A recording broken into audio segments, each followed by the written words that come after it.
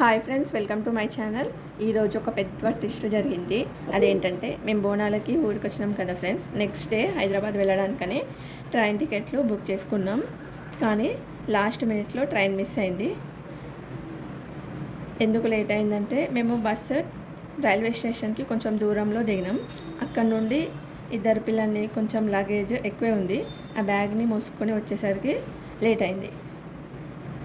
ఈ 1 minute గ్యాప్లో train వెళ్ళిపోయింది. మేము బస్సులో ఉన్నప్పుడే ట్రైన్ యాప్లో ట్రైన్ చూసిన ఎక్కడుందని. ఎలాగోలా అందిద్దిలే వెళ్తాం అనుకున్నా. బ్యాగ్ ఇంత బరువు అవుతుంది అనుకోలే. బస్ దిగినాక ఐ కెన్ హ్యాండిల్ అనుకున్నా. మేము వెళ్ళేసరికి ట్రైన్ వెళ్ళిపోయింది. ఫుల్ టెన్షన్లో ఉన్నాం, ఏం చేయాలో అర్థం కాలేదు. లక్కీగా అప్పుడే మా అక్క వాళ్ళు హైదరాబాద్కి వెళ్తున్నారు, ఎక్కడ ఉన్నారా అని నాకు కాల్ చేసింది. ట్రైన్ మిస్ అయ్యాక స్టేషన్లో ఉన్నాం అని చెప్పిన. సరే మరి మేము కూడా హైదరాబాద్కి వెళ్తాం, కార్లో ప్లేస్ ఉంది, ఫ్లైఓవర్ దగ్గరికి రండి వెళ్దామన్నది. సరే అని ఆటోలో అక్కడికైతే వచ్చినాం. వచ్చి కార్ అయితే ఎక్కినాం ఫ్రెండ్స్. ఫుల్ హ్యాపీ, ఎంజాయ్ చేస్తూ వెళ్దాం అనుకున్నాం. కార్లో పిల్లలు మంచిగా ఆడుకుంటారులే అనుకున్నాం. కానీ మా చిన్న బాబు ఏం చేసిందంటే వామిటింగ్ చేసుకున్నాడు. సరే ఒకసారి అయితే ఏం కాదు అనుకున్నాడు, 2-3 సార్లు చేసుకున్నాడు. కథమిగా మనం సైలెంట్గా ఉన్నాం. సైలెంట్గా ఇక్కడైతే నిమ్మకాయ ఇచ్చిన నోట్లో వేసిన వామిటింగ్ వచ్చింది.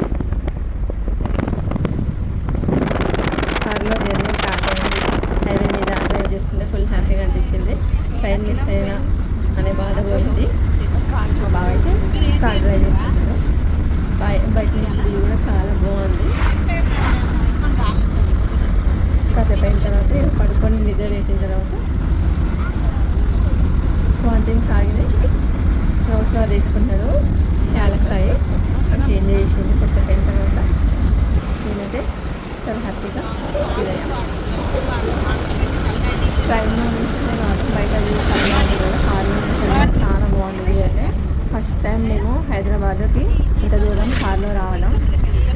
ఈ ఎక్స్పీరియన్స్ చాలా బాగుంది.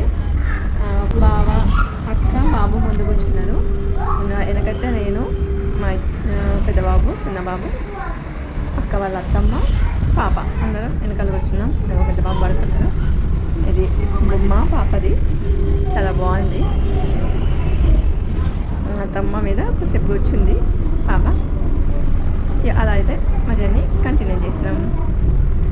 ఓకేనా ఫ్రెండ్స్. అక్క ఉన్న బాబు అయితే ముందు కూర్చున్నారు. పాపం వెనకాల ఆడుకుందాం అనుకున్నాడు బాబు. ఇక మా అబ్బాయి వాంతింగ్ చేసుకునేసరికి ముందే కూర్చొని ఉన్నాడు. బాబు అయితే మస్తు సీరియస్గా డ్రైవ్ చేసినాడు, ఎక్కడ ఆపుకొని వచ్చిండు.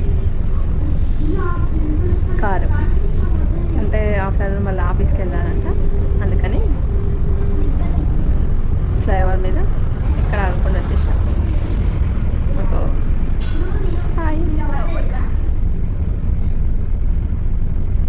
కార్లో ఎక్స్పీరియన్స్ అయిన మెమరీస్ అన్నీ మీతో షేర్ చేసుకుంటున్నాను.